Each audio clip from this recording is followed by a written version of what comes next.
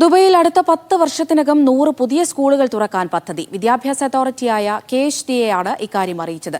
ദുബൈയിലെ സ്വകാര്യ സ്കൂളുകളിൽ പഠിക്കുന്ന വിദ്യാർത്ഥികളുടെ എണ്ണം ഈ അധ്യയന വർഷം 6% വർദ്ധിച്ചുവെന്നും അതോറിറ്റി ചൂണ്ടിക്കാട്ടുന്നു. ഈ അധ്യയന വർഷം 227 സ്വകാര്യ സ്കൂളുകളിലായി 3,87,441 കുട്ടികളാണ് ദുബൈയിൽ പ്രവേശനം നേടിയത്. ഈ അധ്യയന വർഷത്തിൽ ദുബൈയിൽ 10 പുതിയ സ്കൂളുകൾ തുറന്നു. വിദ്യാഭ്യാസ നയം 2033 പ്രകാരം 10 വർഷത്തിനകം 100-ലധികം പുതിയ സ്കൂളുകൾ സ്ഥാപിക്കാനാണ് KHDA ലക്ഷ്യമിടുന്നത്. ദുബൈയിലെ ജനസംഖ്യ വർദ്ധിക്കുന്നതിനനുസരിച്ച് ലോകോത്തര വിദ്യാഭ്യാസം ഉറപ്പാക്കാൻ കൂടുതൽ സ്വകാര്യ സ്കൂളുകൾ ആവശ്യമാണ്. ദുബൈയിലെ സ്കൂളുകളിൽ 27,284 അധ്യാപകർ ജോലി ചെയ്യുന്നുണ്ട്.